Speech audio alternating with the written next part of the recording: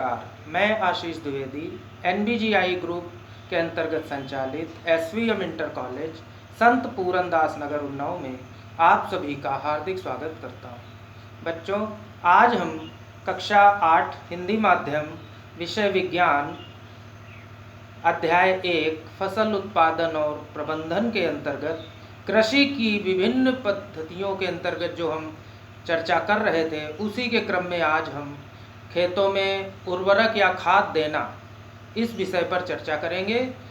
इसके खाद कौन कौन सी होती हैं, उर्वरक खाद में अंतर क्या क्या होते हैं, खाद देने से हमें लाभ कौन कौन से होते हैं, इस बारे में आज हम चर्चा करेंगे। तो बच्चों, सबसे पहले खाद एवं उर्वरक देना।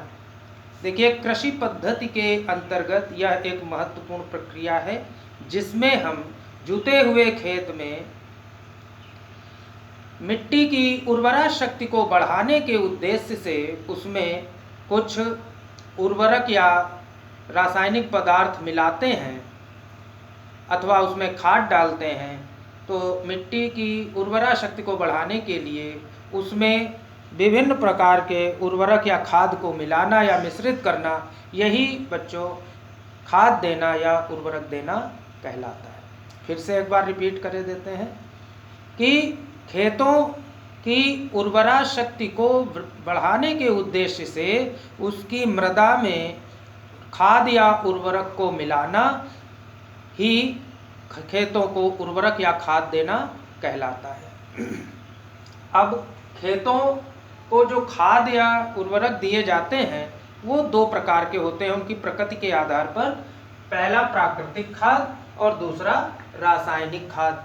प्राकृतिक खाद के अंतर्गत बच्चों गाय के गोबर आदि के सड़ने से जो पास या कंपोस्ट बनती है, इसके अलावा जो पेड़ों की पत्तियां गिरती हैं या जो पौधों के अन्य संरचनाएं जो है सड़ गल करके मिट्टी में मिल जाती हैं, तो ये गोबर और हरी पत्तियां आदि प्राकृतिक खाद का काम करती है। इसके बाद रासायनिक खाद, यूरिया, पोटाश आदि सभी लोग जानते हैं कि इसके अलावा रासायनिक पदार्थों के रूप में खेतों की उर्वरा शक्ति बढ़ाने के लिए कुछ रासायनिक यौगिक उपयोग किए जाते हैं जिन्हें हम रासायनिक खाद या उर्वरक कहते हैं। तो बच्चों, यहाँ पर एक चीज क्लियर हो जाती है कि जो आपका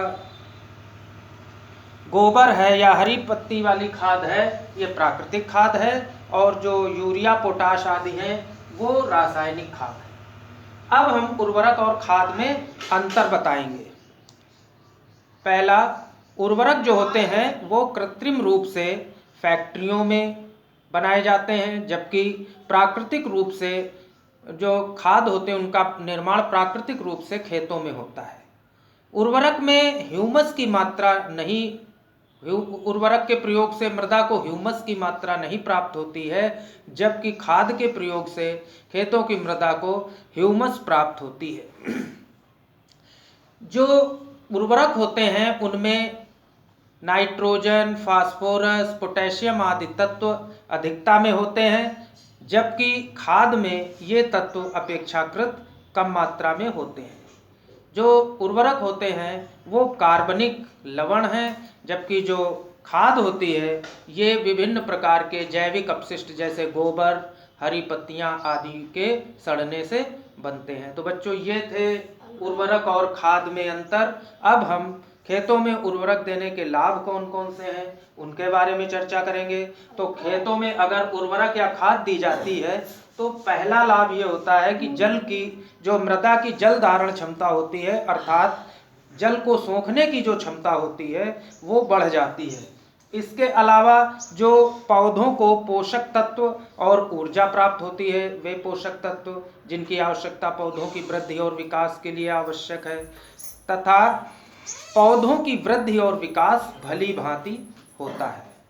तो बच्चों, आपने आज की चर्चा में ये जाना कि खेतों में उर्वरक देने से आपका क्या तात्पर्य है, खाद कौन कौन से प्रकार की होती हैं अर्थात प्राकृतिक और रासायनिक खादों के बारे में जानकारी प्राप्त की, उर्वरक और खाद में अंतर के विषय में जाना, और अंत में खाद देने से क्या क्या लाभ होते हैं इस विषय में आपने जानकारी प्राप्त की। अब आज का गृह कार्य। गृह कार्य में खेतों को खाद देने से आप क्या समझते हैं, दूसरा प्रश्न है उर्वरक और खाद में क्या अंतर है, और तीसरा प्रश्न है खाद या उर्वरक देने से कौन कौन से लाभ होते हैं। बच्चों, इसी के साथ हमारी आज की चर्चा यहीं पर समाप्त होती है। नमस्कार, धन्यवाद।